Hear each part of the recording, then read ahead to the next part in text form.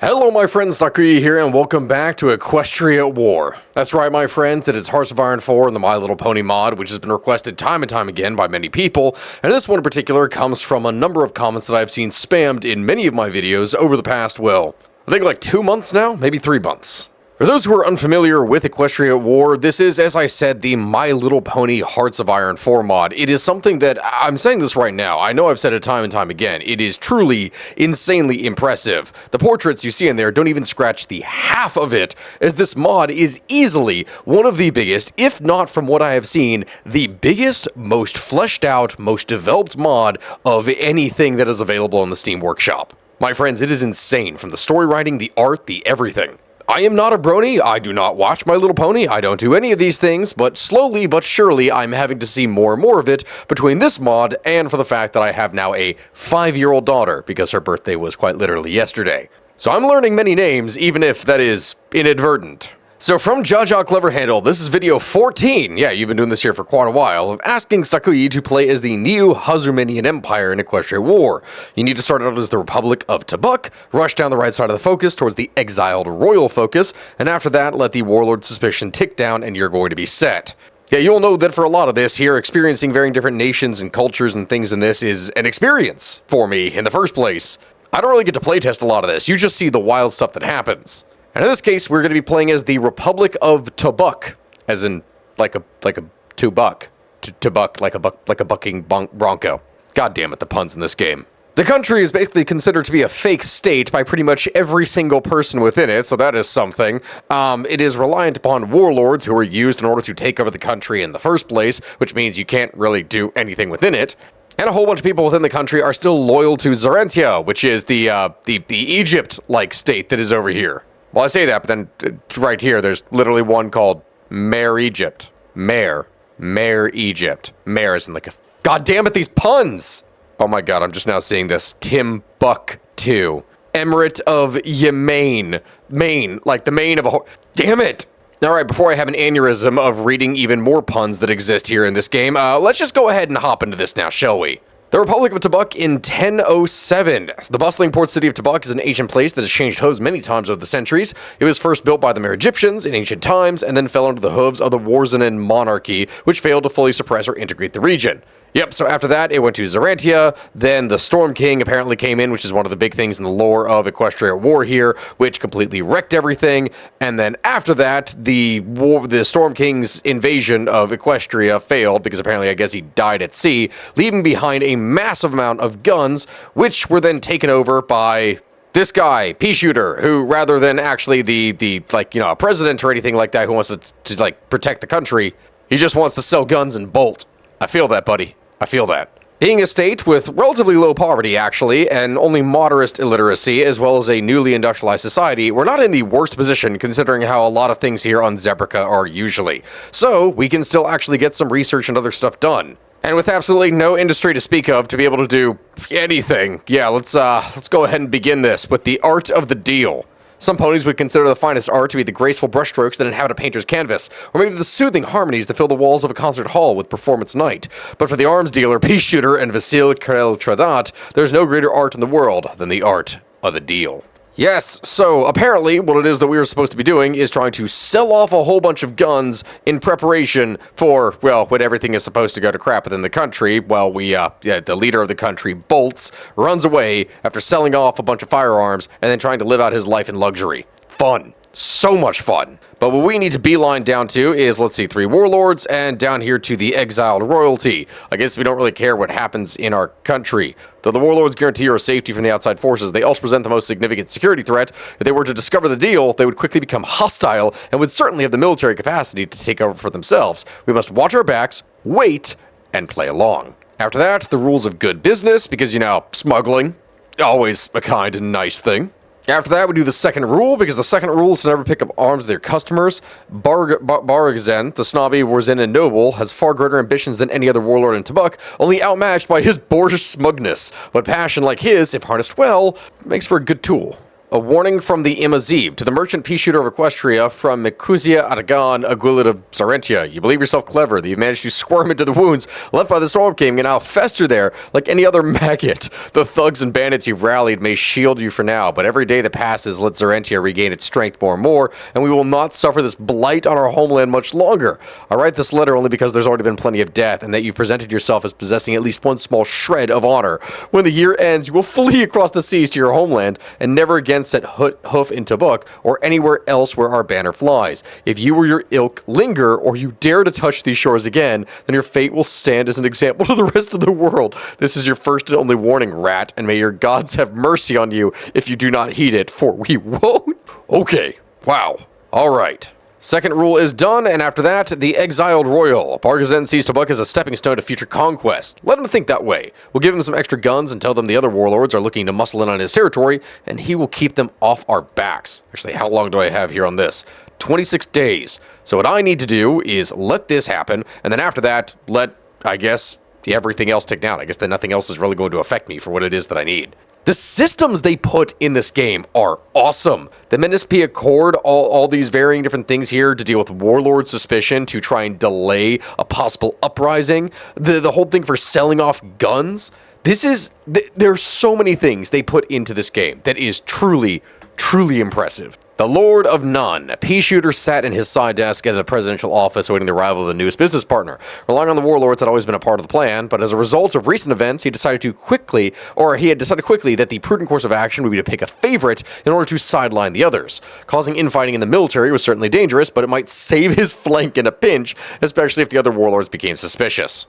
Yeah, basically what is happening is that he's going to raise one mercenary amongst the others. So this is the guy who's going to be taking charge down here, or not taking charge. He's the one who's going to be put in a primary position in order to make sure that the other mercenaries don't rebel against things. Barghazen is now the dominant warlord. As for what to do with the rest of these, I guess that nothing else in here is actually required. I just need to wait how many days here at this point? 87 days.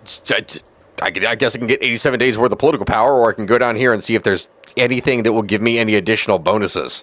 No, this is all going to do things that are going to expand stuff for like non-aligned and whatnot, and I don't want that.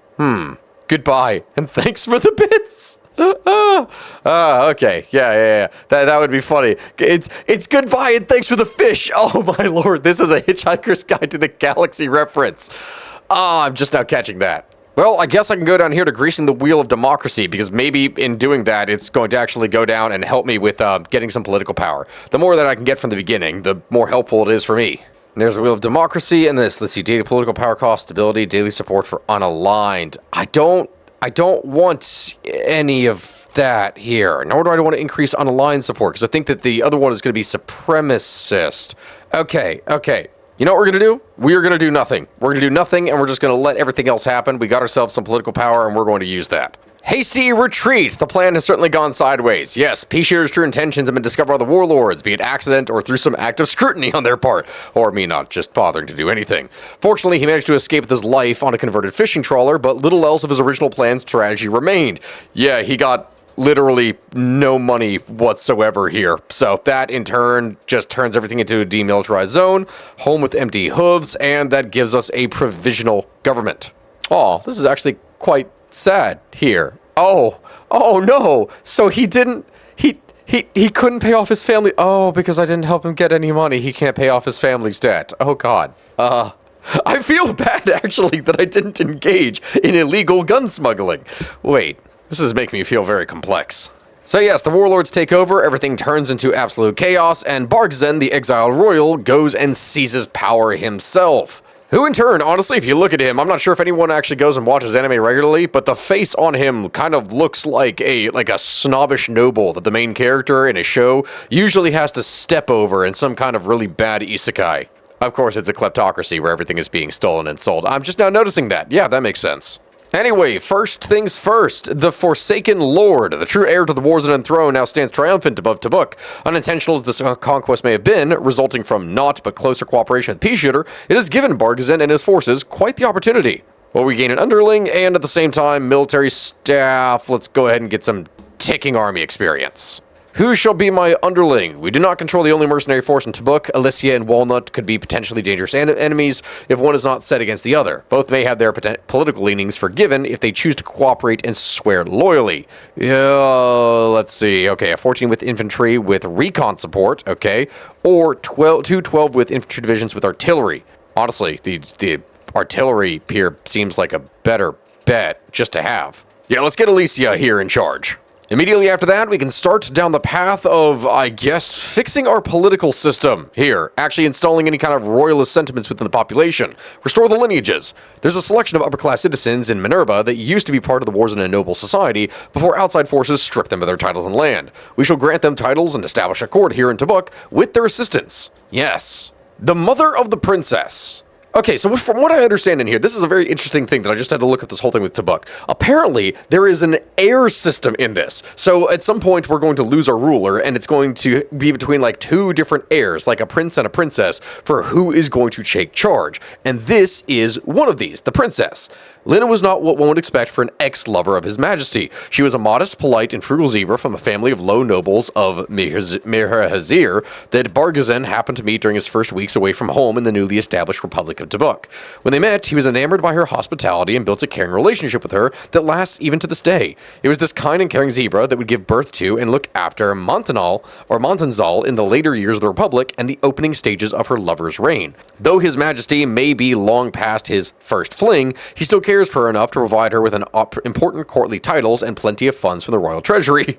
The pair seldom saw one another these days, but Lena remains the mare that many spoke to if the nobles of the court needed advice in dealings with Bargazan.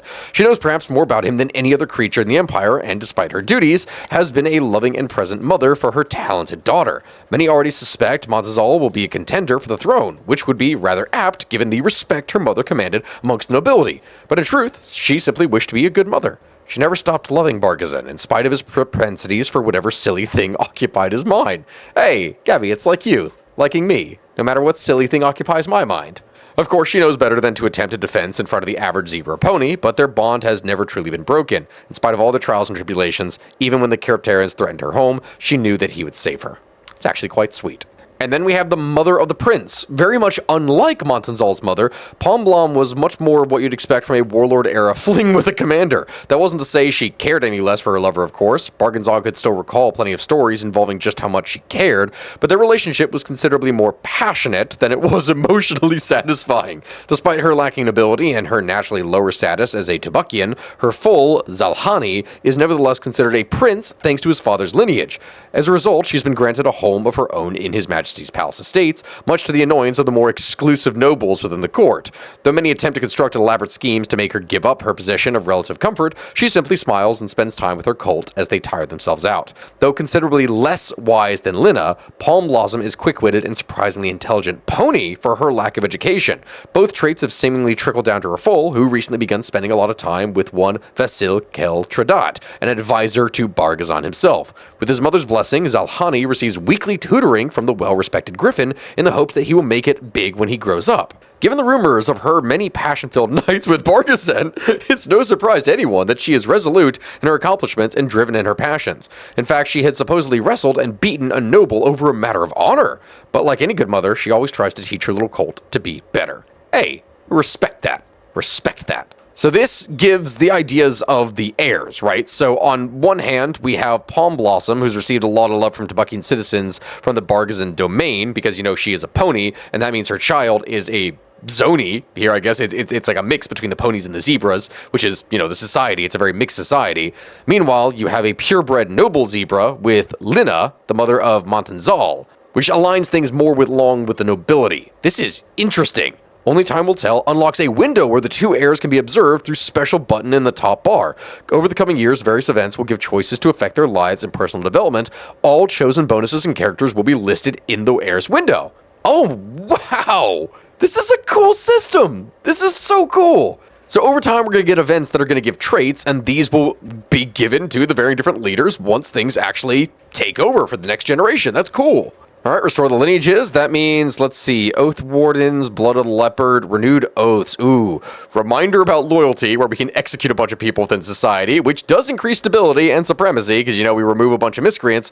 Or Renewed Oaths, which just gives me more war support and also more pony power. Considering the size of my nation here, this actually might be very valuable. I know that in the long term, I can always get more stability and more supremacy, of course, but pony power, that's important. There's an uprising in cultage, Lena refuses to back down, and war now begins to break out across the world.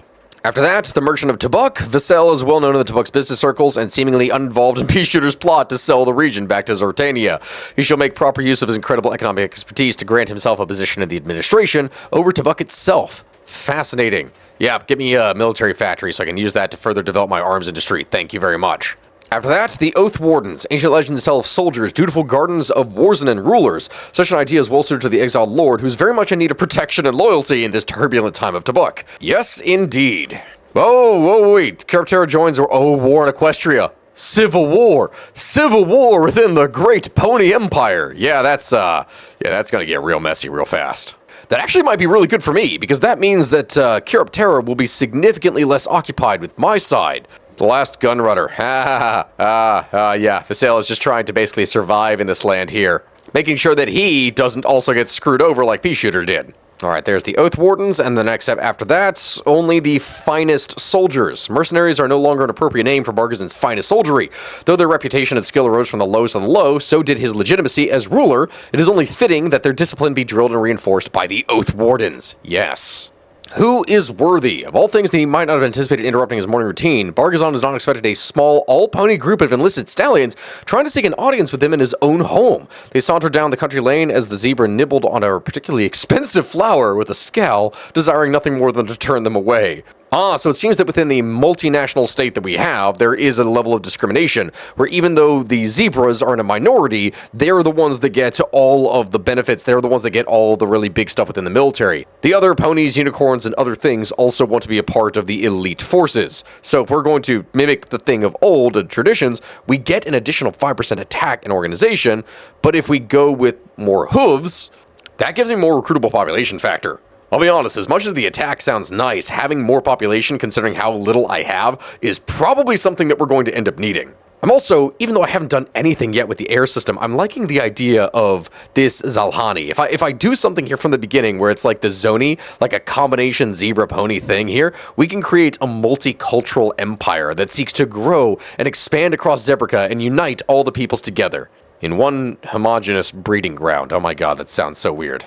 Blood of the Leopard is done. Now we get the option of the Weakling King, which is the current Warzone monarch is nothing more than a puppet of the Hippogriff Menace, a false inheritor of the glorious yet untapped past and nation. We shall decry and denounce that traitor with all the resources available to our administration. So that's more war support and supremacy, or the worthy heir, and just basically not try to denounce them here, but make public a declaration of our intentions to install the rightful king of Warzena, both to the public and to our enemy, which gets me more political power, but only 5% supremacy. Nah, I will take the bigger boost and more war support. We're going down that path here. The Weakling King will not stand against us. His ancient legacy. It was, in essence, a little tea party of sorts, not all too dissimilar from the sort of thing that one might observe a little zebra arranging in a dollhouse. Were they rich enough to own one? In fact, a fool's imagination would probably be a more reasonable explanation for the domesticated leopard currently lounging at Bargazan's hooves. His explanation was simple, though the decision as a whole was strange nonetheless, and of course, what better pet to cherish than one that shares the family name? Isn't she ever so sweet? We had a leopard. Okay. Bargazan's first law for the new realm is the Abjuration Decree. All power vested in government officials is to be subsumed by his will and whim. Under no circumstances must his rule be ignored. Any remnants of Peace Shooter's Republic will be eliminated for good. Her toy. Okay, alright, so this is going to be the first of the events that we're going to get regarding their traits. And I guess the rich one in here is going to get a variety of different toys, and we get to see which one we're going to be doing. Wooden sword, cackling a little as she started swinging. The hefty wooden doll, her mother's cape becoming gleefully lost in the fabric. Yeah, I guess I don't really care what's going to happen with her. So she is going to go and play with the cape. And in the case of Zalhani, let's see, he's observing a butterfly. So, I mean, I guess I don't want him to crush it or anything. I don't want a cruel leader in here. I want someone who's a wise and strong and great king, right? Let's have him observe it. Let's see what happens. So we get eccentric, okay, in the case of Montezal, and observant, actually, in the case of Zalhani. Interesting. I don't know how that's exactly going to play out in the future, but we'll see. There's that, and then the Demarian embarkments. And like his contemporary warlord commanders, Bargazon expresses no displeasure at the concept of flooding particular areas for the sake of defensive proficiency. If Caraptera wishes to invade, they will meet a well-prepared and dangerous foe. Ooh. Much like the Dutch, I get to flood my country, so that's fun. Terror in the countryside. Whoa! Attacks by monstrous beasts are nothing unusual in the countryside, and hardy commoners have no choice but to get used to it. Usually, monsters are driven off or killed as soon as they're seen, and sometimes they manage to injure or even kill a person or two. But worryingly, news has arrived in the capital of something much worse. They can handle it themselves. No. To help and see what you can do. Next up on here, all the guns and bullets, which gives me a military factory, or all the possible troops, which is 35,000 pony. Okay, yeah. We definitely want that. We need all the troops we can possibly get. Her school friends studying. Oh, here, the second event. So the rich girl has difficulty studying. Who is she going to get help her? How about the one that gives division attack plus 15%? Ooh. Poke the bear. Yes. And her full hood friend. Let's see. Her friend from childhood would be a priest that offers stability. So a violent friend and the priest. You know, they'll get into shenanigans together. As for Zalhani, the Zoni, he is going to get a close friend who's obsessed with armor. Yes, division speed plus 10% and army experience and gain plus 30. Yeah, you know, it's decent. The attack was definitely way better for plus 15, but, you know, I'll take that. And as for his friend, construction speed plus 7.5% and research speed plus 5. That is good. Resistance target minus 10. Resistance decay speed, also good.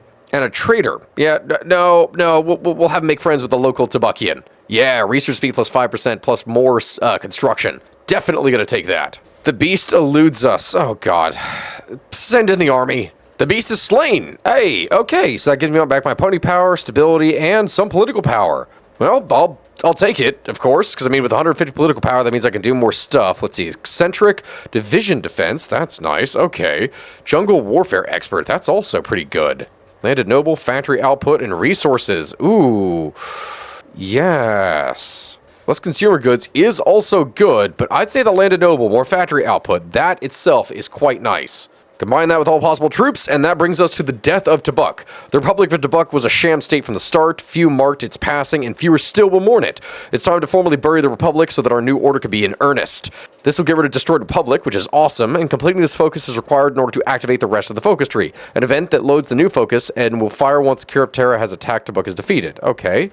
If Equestrian Civil War has happened, decisions will be unlocked to strike Caraptera. Ooh. Oh, that has happened. Hey, wait a minute. That means Caraptera should have sent over a lot of their forces, right? I have no idea how many divisions they actually have, but theoretically, I could attack them. So let's get this underway. Let's get some more troops in the field. The beast is slain again. Okay. What the hell? Well, either way, with the death of Tobuk, that means that after that, we can start to boost up our own country, I guess. The Warlords of Tuuk, yes. Add free forces of Tobuk, which grants division organization -5, but attack +5, defense +5, and more special forces. Ooh. Hey, Warlords aren't so bad. Keep them paid, keep them armed, and they'll fight for any creature, even a crook like Vasil. Peace problem was he was a cheapskate who paid them all ad hoc and never signed a decent contract. That won't be an issue for us. Hold on. Preempt the Carapteran threat. Active for 30 days. After those 30 days, I declare war on them. Okay. We are going to do that, but first we need to build up our military. We need to build up our military, build up a supply, and then after that, then we will go and prepare our strike. Let's go ahead and promote our king to be our overall field marshal. We'll go ahead and do that. We have a dragon that we can make a general. That's pretty nice. Okay, I'll do that. And we're going to need a second one. Let's see. Supply Raider. That's also nice. Griffin. Harsh Leader. Let's have Bright Claw be here in charge. Yeah, let's do that. With the Warlords of Tuuk done, that means, let's see, grab all the guns, Warzenian Fellows. Ooh, this is going to give me even more units. Fortunately, with Mountaineer Division, I will take that. I more likely can't do anything much here for my doctrine here from the beginning, but the more units that I have, the better that it will be. This will give me more equipment. This will give me... Add Mercenary Commander Assembly, which grants division experience gain plus 20%. Oh my lord, that is really good. But also down here, this will give me light tank division. Hey, okay, you know what? Mobile warfare is actually looking pretty nice. This is looking pretty nice. Let's do it.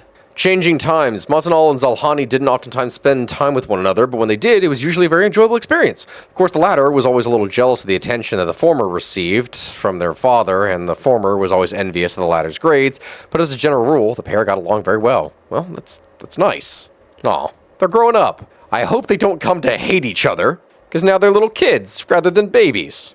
After that, the State Military Industrial Complex, get myself some military factories. That'll be valuable for me. Then we get our infantry guy, we get some speed guys here, that's all pretty nice, we get that going.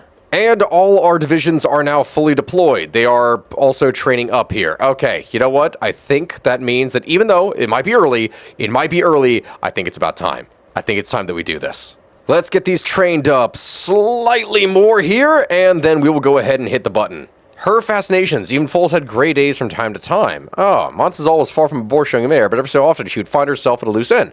Sometimes it was boredom, and other times it was weather, but one way or another, there would be an off day every few months. Let's see, she couldn't get enough time when it came to firearms. Ooh, Special Forces Doctrine. Planes captured her imagination like nothing else. Ooh. Honestly, firearms. I need firearms. That's largely what it is that I need. I can't really get much of an Air Force right now. Whereas Antonal's fascinations were, let's see, driving a truck sounds fun. I could go anywhere in a tank and like a proper actual warship. Oh, definitely the tanks. You kidding me? Yeah. Tanks for days, people. With Protect the Engines and getting more technology, that means it's time to hire the Griffin Company, which is going to add the technology of early tank development and create a tractor tank light tank variant on gaining technology early light tank chassis, which will give me a 10-width light tank division. Yes, let's go ahead and get some tanks. We're actually going to need that here because I think that once we reach that time frame, I think it's going to be finally time that we go ahead and go after the Kyropterans. Preempt the threat, that's for 30 days. I need to make sure that I have enough time that is built up over on here. I think that this should be enough time to get into position. Let's go ahead and do that. Time to preempt the threat, my friends. Equestria Kyroptera signed a white. Oh, I think I did this just in time. What even happened over here? Equestria, Equestria won the Civil War, right? Which means Kyroptera, bitter taste of defeat. They lost. They lost even more. Okay, well, good for me, I guess. The slave raid we will fight with all we have starts a border with you pricks. No, you can stay back. Thank you. Don't attack my land. I'd appreciate it if you don't do that. Thank you very much. Raiders defeated. That's right. Take some bad damage. Offer of mutual defense. Here we go. Okay, war's breaking out. And Zartania offers a mutual alliance. Yeah, no. I could do this myself. Thank you very much. With my glorious tractor tank. How bad of a division is this? How bad of a division is it? It's not a good division. I can tell you that much. And so all mercenaries command, assemble. Our troops are enthusiastic, but it takes more than enthusiasm to win our wars. Let's do it. Are they going to go ahead and launch an attack? They actually are. Okay. Let them go down and move their forces. I greatly appreciate it. Thank you for moving your troops in. Actually, you have a ton of forces that are lined up on here. Hold up. Could I break through? Whoa. Hold up. You're not simply going to break through me. We keep on going back and forth, trying to conserve our forces to protect them. I'm losing so many men. Extensive conscription. We need as much in here as we could possibly get. Holy crap, man. How many men have we killed so far? Oh, Lord, that is a lot here. We've lost a lot too, but you know what? We can hold. We can actually hold. Share tails a bit. I needed as much experience. I needed as much troop stuff in here as I could possibly get because, oh Lord, is this bad. Let's see if I move any of these forces away. Can I bait them? Maybe? Honestly, they're all kind of on half strength in the first place. They're not really wanting to attack, it looks like. Okay, here. Let's take the majority of our forces. Let's pull them out, and let's use these instead as a attack. Can I cut these troops off? Yes. Yes, I can. This is exactly what I needed. I needed them to wear down as fast as possible. In fact, damn it, some of these troops are going to escape. Some of these troops are going to escape, but it's fine. It's fine. We will make it through. Okay, we're not making it through. Nope, instead they are going to attack us. Awesome. Okay, quick, turn around. Maybe we can strike through. Come on, 90s. Pin them. Yes. Hold and stop. Hold and stop. Just let them wear themselves out. Yes, this is exactly what we needed. How are things looking in the north? They are not attacking. Good. Let them wear themselves out. They have no way to resupply, and with that, we should be set. Wipe all those troops out, and boom. Just like that, that is the majority of their forces gone. Well, actually, not the majority here. That's not even close to being the majority, but still, that is a good chunk of their enemy, or their men wiped. Now, how to pay all these mercenaries? Just pay them from the coffers? More recruitable population. Ooh. Or give them looting of resources and get both. Ooh. Yeah, I'm just going to pay them from the coffers. I don't want to lose all of the resources that I'm potentially going to have from this. Wait a minute. Have they started? They started raiding my convoys. Oh, no. They've started raiding my convoys. That's not good. There we go. There's another group trapped, and wipe those out. Excellent. We get all those, send these troops back, and just repeat the cycle. In turn, we just continue to hire more mercenaries, flesh out our troops, build up our forces, and really, that's all that we can really do in the scenario. Oh, you guys, are you actually not going to go and attack? Really? You're not going to move your troops down? Not even if I perhaps moved away all of my forces? Oh, now you move. Quick, let's go ahead and dart across and see if we can take over some of this territory. The further that we can push them in here, the better. Kiribati is just a... Buddy, you are already fighting with me. What are you trying to do? Her trainer. Typical difficulty in the military is often difficult to encourage creatures to sign up. Huh. Let's see, I guess a camp aid. That'll be helpful here for future campaigns. And then also... Let's see, can I put... Ah, dang it. These guys are not going to make it. Which is fine. But for Zalhani, his educator, let's see... Honestly, if we're going to keep on going with this here, we might as well just boost ourselves into tankers even more. They're still not willing to move from here, though. How many of their forces have I wiped out at this point? No, I guess it doesn't matter. Just let them move to their own fate and see if we can push on in here. With this, we can put all of our forces here on the north, because I think at this point we have wiped out a sufficient amount of them, actually. Yeah, they don't appear to have hardly anything that is left. Yet I should now be able to move in here and quickly surround and destroy their units. Oh my god, I'm just now realizing with the sheer amount of speed, but we have so many speed bonuses. We actually move remarkably fast. Screw it, let's go. Let's just go ahead and push. Go ahead and surround all the divisions, and with that, we can now push further here into the north. Yes, excellent. Quick, send the tanks around the side, and if we can take the capital, that means that they should now fall here rather rapidly. Kiribati falls. We get basically no equipment from any of them here, which is... I mean, that's going to happen, of course. But, hey, we get to seize the entire navy, and Tobuk actually expands. Look at that. Ill news. Wait, hold on. Izzadin was, to put it mildly, panicking. Just minutes ago, he'd been informed on the front page of their tabloid that was going to be horribly incorrect, which resulted in him getting out of bed and rushing down to their offices with some of the Night Owl employees who'd been awake when he tried their doors.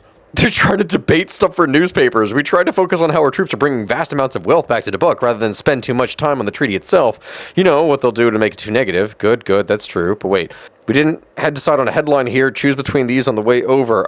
Glorious victory. Kiribati is not lost yet. Play as Kiribati and save whatever is left to be saved. What? States bordering Tobuk will be annexed, but otherwise we will leave Kiribati alone to its fate. Gains vast Kiribati loot. What? But I seized it! Hold up, no! You're gonna really cuck me out of this? I took all that territory from it. Oh, I did not spend all of that time, effort, and energy just to lose that. Well, with that done, I should have something else that's over here, right? Death to... I do! Exhort our Lord's victory and peace at last. Hey, we did do it. Remove Legacy of the Storm, which grants political power gain. Hurts my... Yeah, let's do this. Victory has brought us stability and revitalized legitimacy that would not have been possible without simple oaths and the use of force. It is thanks to the annihilation of Kiribati forces that our Lord now reigns over a truly loyal and subdued state. Peace at last is done, and exhort our Lord's victory. As chosen by fate and the graces of his true royal bloodline, our Lord has triumphed over those that would see his march to victory halted. The bats were no match for our superior forces, and it is our duty to celebrate his victories. Kingdom of Rosanna gets event ill news. How is that bad news that the Kiribatarians were crushed? Next up, reward the troops. Our Lord's soldiers have once again proven themselves talented and professional. It's high time we gave them the respect they deserve. Yes, we will do that while figuring out what to do next. The Bird of Tobuk. What is that hat? Oh my god. The bird is the word of it. Oh, that's really funny, actually. The Royal Protector, the Royal Savior, the Custodianship. Wait, what? His Imperial Army, Bargazan's... Oh, this is where we're starting to prepare to take down Warzena. Ooh. His Imperial Army, new uniforms and a new start. The army must adopt more formal and professional uniform in line with our Lord's dreams of true Imperial armies. Yes, give me more units. That means I can get more manpower, and from there, I can start to flesh out my troops a little bit more. After that, the Bird of Tobuk. Vasil has proven time and time again his diligence and skill with regard to business successes and continuously demonstrated organizational skill. The time has come for another meeting to assess the next step of Tobukian governance. Let's do that. The bird is the word. Okay. All right. The references. I swear to God. All right. So Vasil is getting rewarded for his excellent service. He is lying by saying that, oh, I don't need a gift. The service under the true king is the gift in and of itself. But he is, as Tobuk grows and prospers, he is getting even richer from insider trading, careful arrangements of tax breaks and growing industries that he has been controlling shares in, and an additional myriad of policies that would be considered corrupt if implemented across the nation. His humbleness had the desired effect as the zebra laughed haughtily, entirely unaware of how much was slipping away into the talons of his own statescript. Surely you jest, I cannot think of one more deserving of promotion than yourself. Oh my god. So we have that, and let's see. The Royal Savior. Until Warzen has been conquered, Tobuk gains the following ideas. Savior of Tobuk, lack of resource penalty minus 15, and factory output. Very nice. What is this? The Royal Protector. Until Warzen has been conquered, we get Protector of Ponies, which gets division attack on core territory, plus 5%, and defense. Yeah, we're probably going to be going with this one here, because we're going to be attacking Warzena.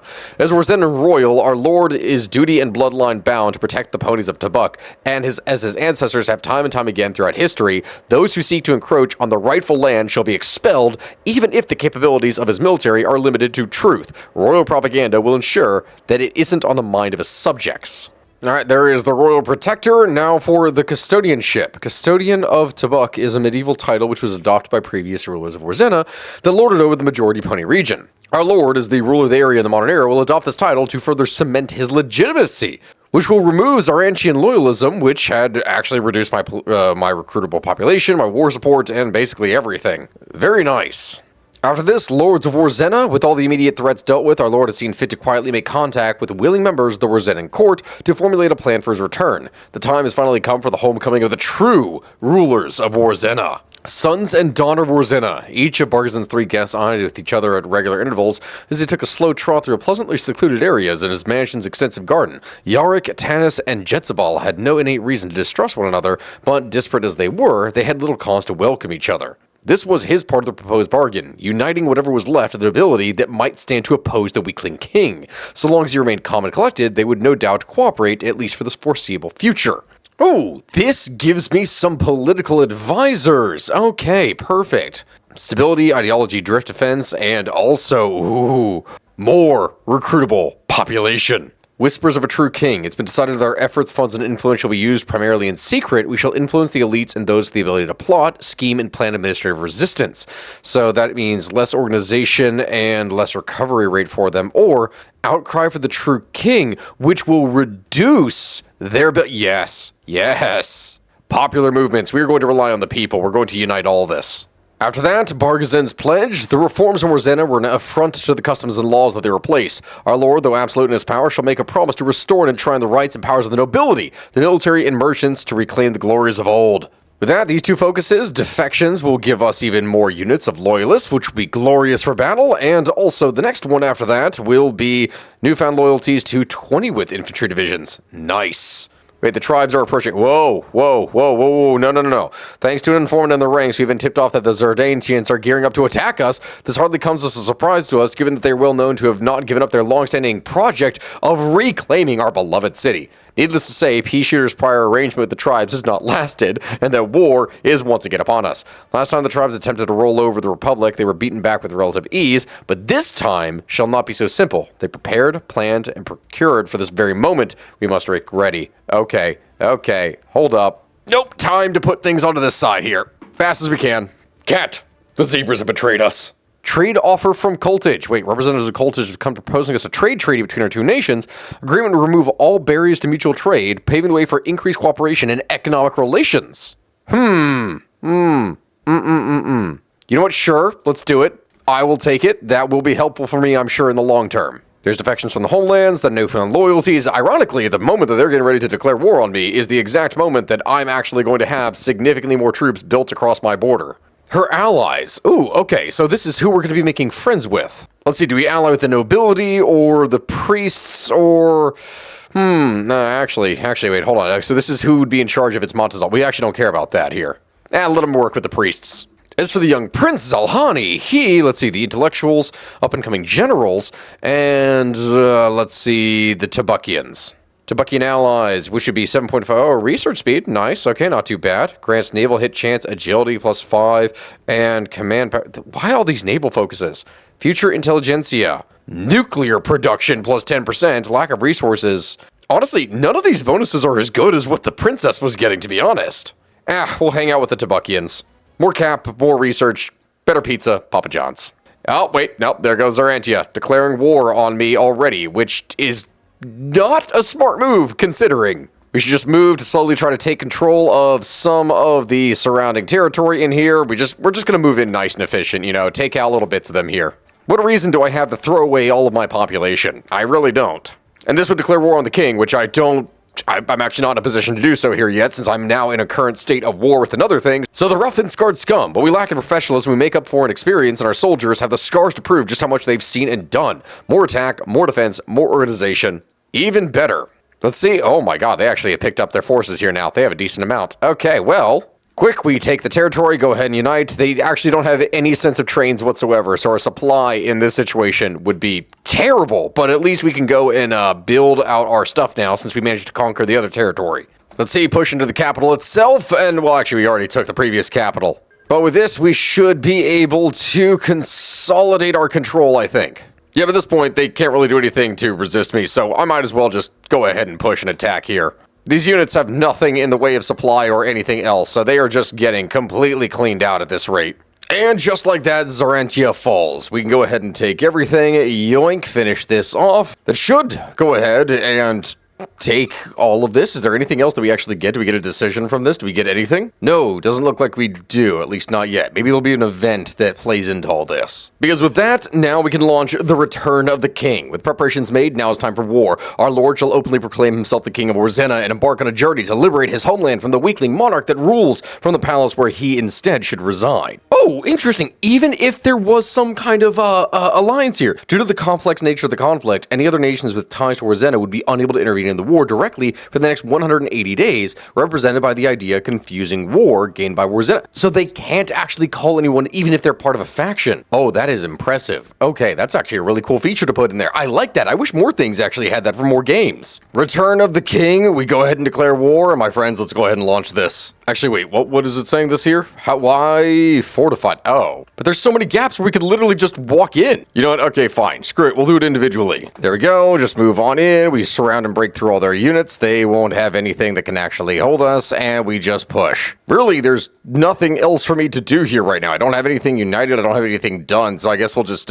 focus on aircraft then. Get that free technology. Yep, and with this, we should just be able to push now. There really is nothing that can stop us. Perfect. We take Orzena. We take all their supplies, all their trains, all their everything. We seize their entire navy. And with that, we have done it. His lifelong dream. In spite of his commitments to tradition, there were some things that needed to be done differently now that the worst was over. In the past, amnesty was occasionally and sparingly granted, typically in accordance with the personal blessing or biases of each reigning monarch. In that sense, this decision would be no different, but in others, it was certainly a departure from the norm. Unlike the weakly king who hadn't the heart to vanquish Barghazen and suffer the consequences, the true king would make no such mistakes. The entirety of the ruling opposition would be executed, effective immediately. Even his hoof shook a little as he signed their death warrants. It was never a simple thing to order the death of another when they were defenseless, but it was ultimately necessary. When it came to the soldiers and the generals who had played a little part in the fighting, as well as those who had defected, the Lord was kind. Soldiers fight because it is their job, and their loyalty was necessary in order to secure his power. In addition, civil servants and other common folk were spared the wrath of the vengeful exile. He needed their approval as much as the usurper needed their compliance. There was no need to punish them. In the capital of Orzena, zebras were slowly going back to their normal lives, anticipating Barghazen's arrival and his inevitable coronation. Already, the nobles that had sided with him were making preparations and cleaning damage from the streets, making due arrangements for the long-denied dynasty's return. Even Vasil could occasionally be spotted on occasion while he toured around the streets and the palace to ensure that everything was in order. Soon, he would have his crown. And that actually gave me a decent amount of population. That is pretty nice. Okay. His lifelong dream. In spite of expectations, the ceremony was a relatively small and private affair. Some elements were revived rites from ancient times, while others were entirely new. Indeed, Barghazen had miraculously acquired an entirely new set of exuberant royal artifacts and luxurious clothes for use during the ceremony, so he need not touch the corrupted crown of the weakling king. Oh yeah, here we go. In an era of foreign imperialism and instability, we shall prosper, but it is not enough to only prosper in the face of greater foes. If we wish to survive and to revive our long-lost legacies, we must compete with our enemies. We must fight, and we must win. The Hippogriffs and Cultiginians will fear the might of Zamal Barghazen, King of Warzena and Lord of the Neo-Hazurmenian Empire. All warlord military ideas will be removed. Wait, what? Everything that I focus on? The Supremacist Party will now be called the Imperial Chancellery of Hazurmenia. The Republic of Tobuk will be known as the Neo-Hazurmenian Empire. Oh, wow, okay, we got that. Whoa, that is a sweet flag. Very nice. But did I lose all of my ideas that I got here from my mercenaries? Oh my god, I did.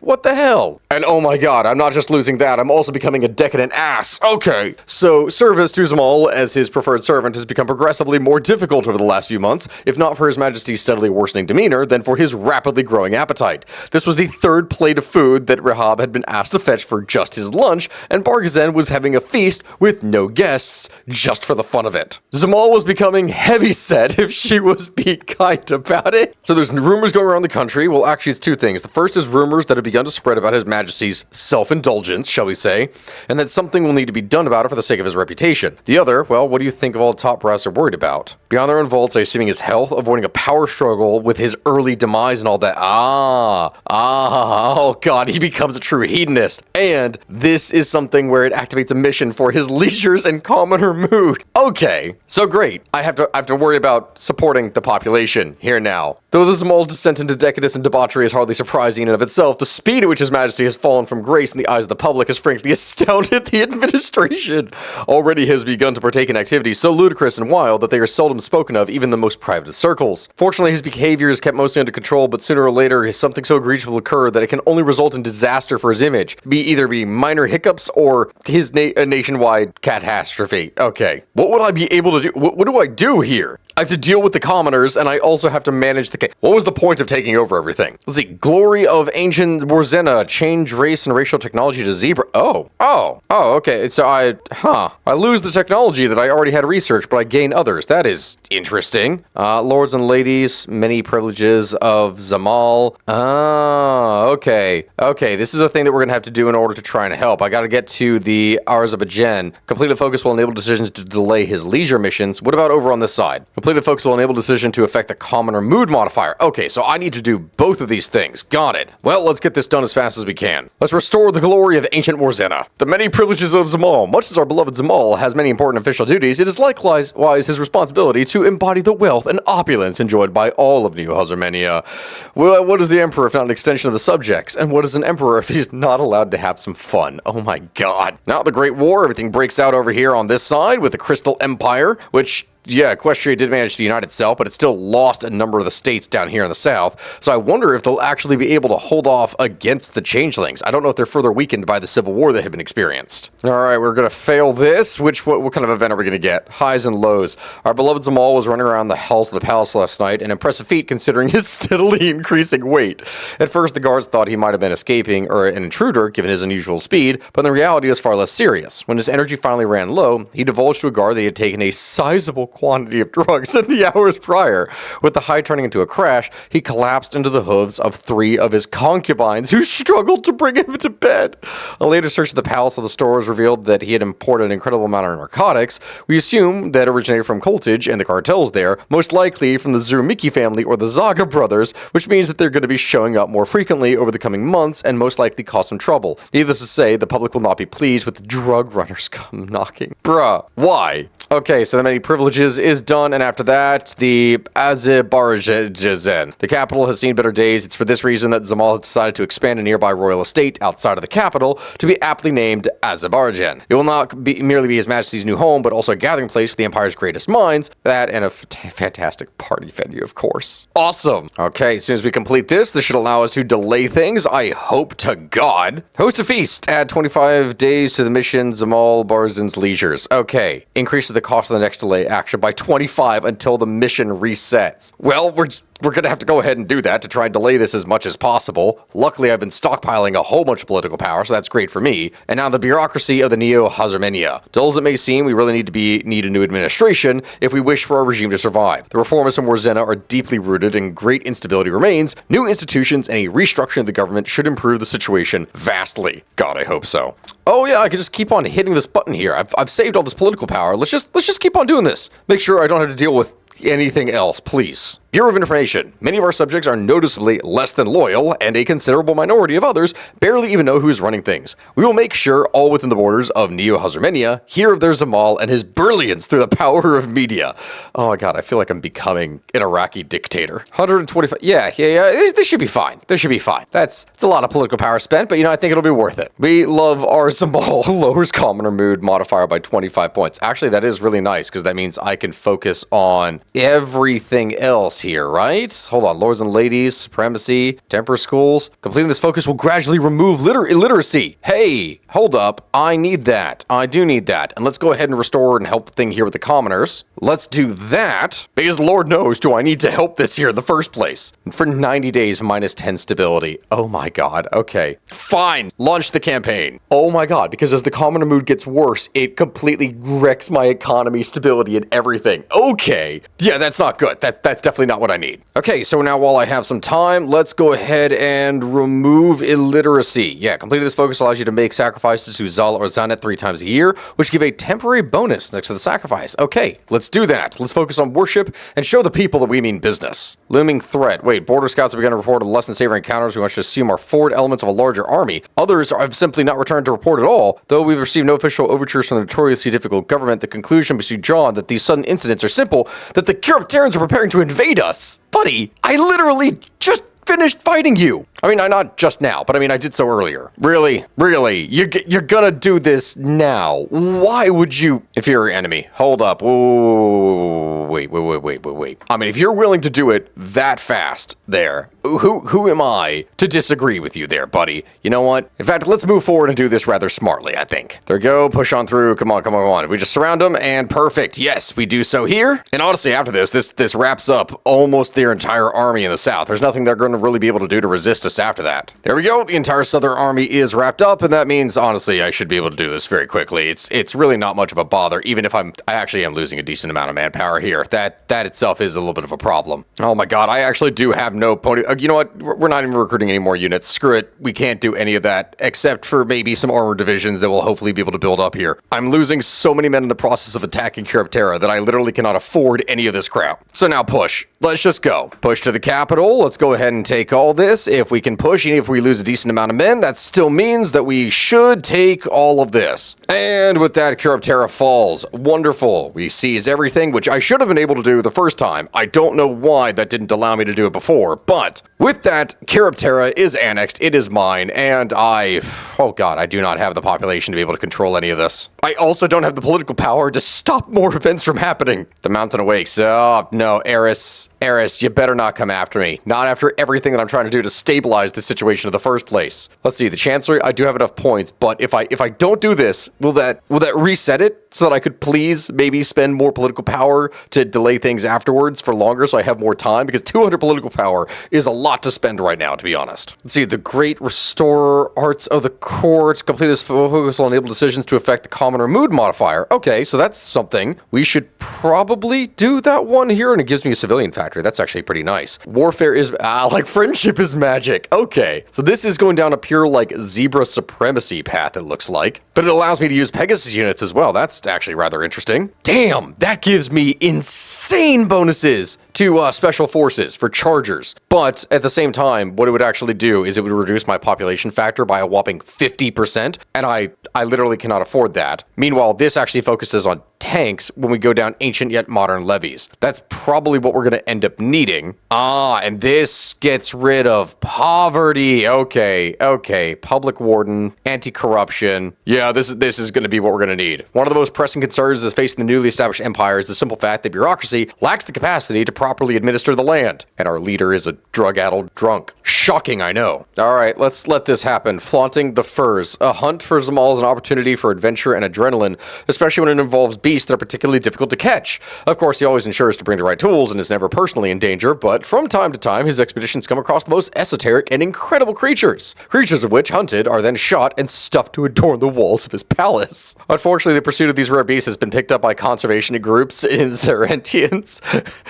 Yeah, it affects the commoner mood by 5. That's actually nothing in comparison to what we've seen here before. Just launch a media campaign, it's fine. And it does actually reset this. Awesome. Let's delay this by as long as possible before we have to do anything else. Do this focus to get rid of our poverty, and we just continuously host feasts, which is going to push all this back, so I actually have a little bit more time to get things done. After that, Overlord Code. I do need more political power gain, considering everything it is that I'm spending. Alright, let's see. Public Warden, Compliance, Anti-Corruption. Well, this is good, but subjugation of the cities. Urban domains hurts my research speed, but increases factory output. That is something. Completing this focus will affect what path is available later, and after that, rights of the cities. Completing this focus will affect what path is available later. Oh, that could actually affect me here. More autonomy or further subjugate. No, we're going to subjugate the cities. They are mine. Subjugate the cities. Whoa. Oh, Carthage went and declared war on the kingdom of Heirs. They've actually done that. And Heirs is in turn absolutely raffle stomping them. Okay. Yeah, that's kind of terrifying, man, not gonna lie. Alright, with this, the Overlord Code, we are good on that side. Next, Public Wardens to reduce resistance, get compliance, and hopefully get a little bit of this population back. In the care of the gods, trying to get the little ones to simmer down was always a massive pain in the flank for any teacher, experienced priest or otherwise. Oh, this wasn't an event for the heirs. This was an event to replace things with literacy. Awesome, actually, that will help me. Oh my god, Colt is just getting destroyed here.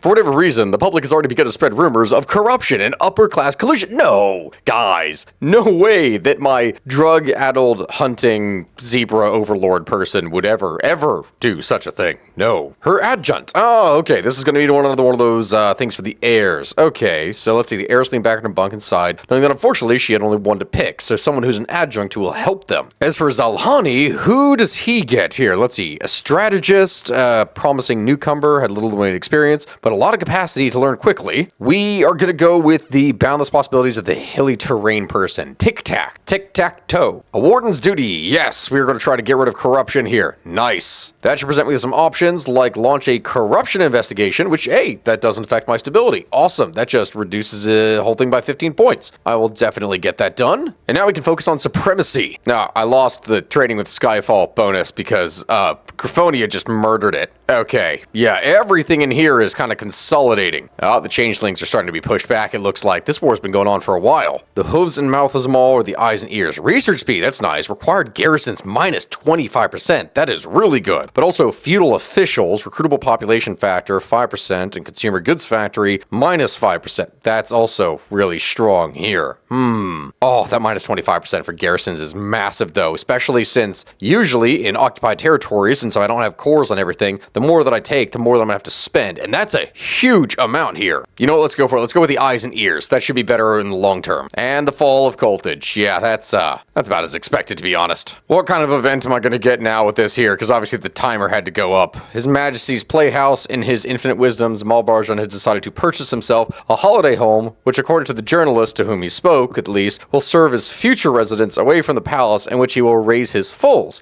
In reality, it will serve as a new home for the large number of exotic creatures that he has purchased, largely from raider bands that occasionally visit our lands to sell. Guards at the new location have already observed him trapezing around with his new concubines, of which they're estimated between 60 and 70. My guy, my dude, my bro. If keeping such a number of creatures quiet wasn't challenging enough, paying for them and keeping them fed in a life of relative luxury will certainly put a strain on his accounts. Thanks. The nobility are prospering. Excellent. Yes. See, that's what we want. We want all these bonuses within our great empire that I haven't been able to do anything here with. With that, we have the Great Restorer. Bargzen has far exceeded the expectations of his people. Not only has he proven his worth, he has restored Warzena and created an empire that will last far beyond his years for its prosperity, culture, beauty, and power. Indeed. If only you would just calm the hell down, man. Carthage Republic has become a subject of Eris. Okay. A sacrifice most grand. Zal's the goddess sun. Oh, Oh, okay, so this is what it means here. These are all the varying different gods that we get here, and then we get to actually choose between what kind of bonuses we're going to go with. Weekly pony power plus 150? That's actually decent. Research speed, that's also nice. Naval speed, division speed, nah. Division attack and air superiority, also nice, but that additional pony power is huge to get. As much as I love research speed, a continuous boost to our pony power each week is something that would pay dividends in the long term. So let's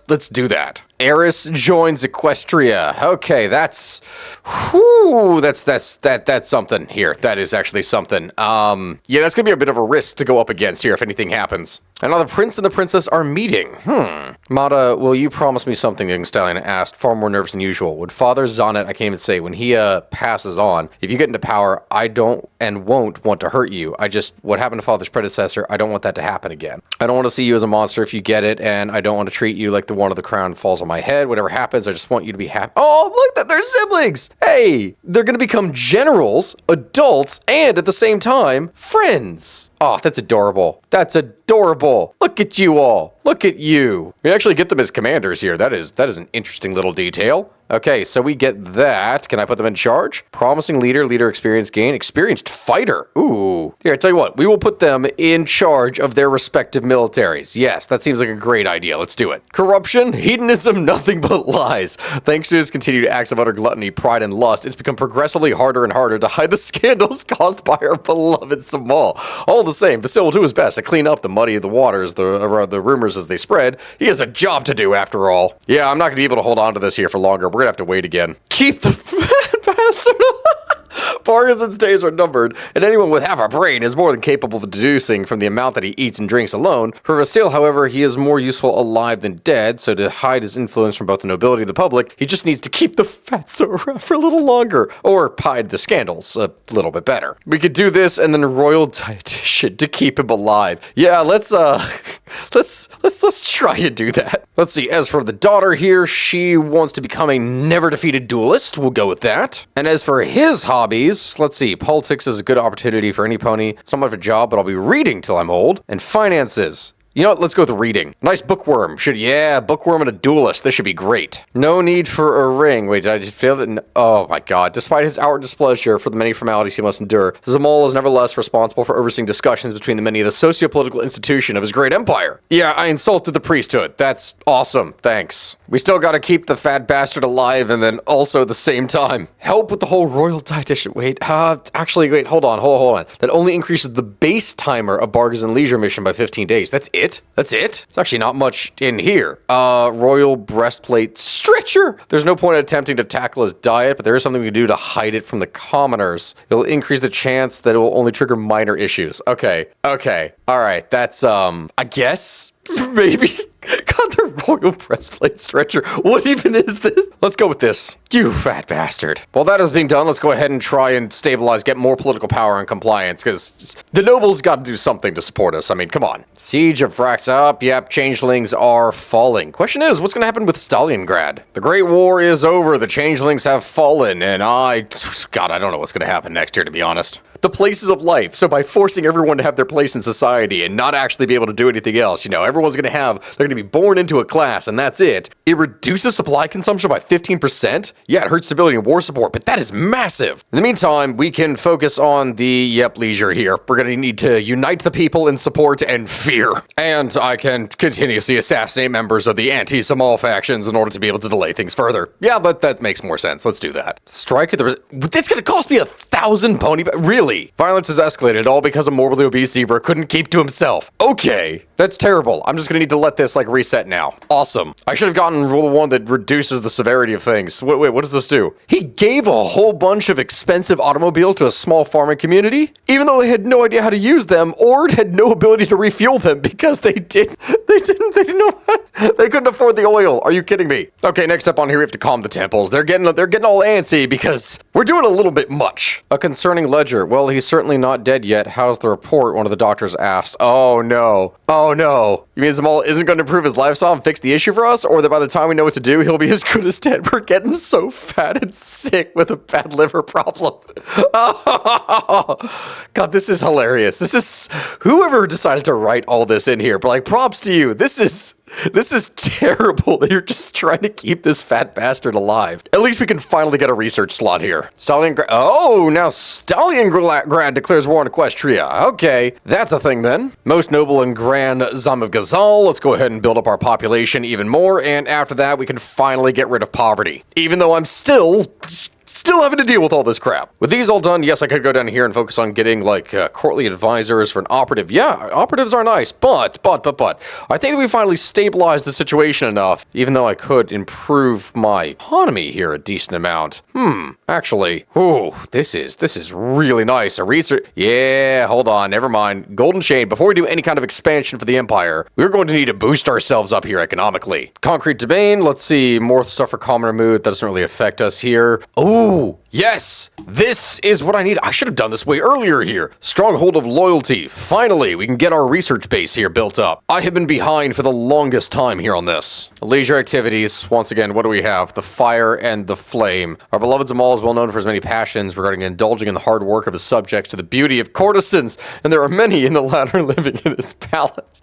Oh my god, all of the freaking, there's so many courtesans. Which, for anyone who doesn't know, those are basically, it's fancy prostitution. Yeah, one of those was apparently almost assassin, so that's something great. Oh, Cultage broke free of Heirs. Oh, they're still in alliance, but interesting. Very interesting, actually. Well, with this research slot done, and of course we did manage to finally reset ourselves in terms of the leisure activities, that means, my friends, it's time for expansion. To expand the Empire. There's one complaint that can be validly directed towards the Empire is that it does not live up to its geographic namesake. The time has come to rectify this issue, to unify Hazurmenia under the banner of Zamal. The time has come for war. The time has come for victory. Let's see. Amicable Aguilid, none but Zamal. Hold up. What does this do? What does this do? Wasif Talat is cunning and careful individual that has the capacity to navigate the politics of the tribes with surprising grace and cunning. It'd be best if he delegated the ruling of such a backward land to another, not least for having someone else to shoulder the blame if anything goes wrong. Oh, cunning, ambitious Desert Fox will be made the Aguilid and she'll serve Zamal as a military commander. So hold on. We have that, and then one simply cannot allow another to rule over the sovereign lands of the Zamal. In his stead, it is His Majesty's right to claim and to own the land belonging to him in every capacity, and delegating the task to any other would simply be ludicrous. Oh, this is... Would that release it? Would that release this territory? Yes, it would. Okay, we don't need to worry about that. We already own this territory, so no, we will own this. I don't need any of that shit for commanders. We're owning all of it directly, my friends. Toon Warriors, let's see, that's going to increase... Ooh, heat attrition, all right, and non-combat out of supply penalties. But the trade must flow supply range plus 15%. Oh my lord, that is huge. Yes. Dude, this state has such incredible bonuses. It really does. Trade must flow. Ruler of the deserts. Zarentia can be cored. Okay, finally. If compliance is above 40... Well, I've been building there the entire time. We're about to get so much population here. Ruler of the desert. Done. Excellent. Moon's second demise. Yeah, we already did conquer the whole thing with Kiriptera, so that's awesome. Act of expulsion and settlement. Kiriptera can be cored by the new Hazurmenian Empire using the integration occupation law if average compliance of the state is a certain amount. Yeah, that's literally wiping it all out here. It is the Thestrals who are ultimately responsible for the crimes that those in Kiriptera have committed over the many centuries. Not only is the removal of Thestrals from the mainland imperative for the survival of our religious practices, it's important to ensure that their crimes will never occur again by eliminating them. Yeah, with that's integrated here, so that's awesome. That means even more population, which is great for us. Cultage. Ooh, okay, hold up. So I get more claims. Cultage must fall all of the pyramids on Mare Egypt. Yes, we can slowly start consolidating things here to the south. Zumidia is Hazurmenia. If any other nation occupies the core state of Zumidia, then the decision are enabled to invade them with a chance to offer peace when the target Zumidian states are fully occupied. Oh yeah, you know that we're doing this. You know that we are doing this. Oh, wait, no, hold on, no, I just realized that's not anything down here. That's Cultage and Heirs. Okay, hold up, we cannot do that. We cannot quite do that here.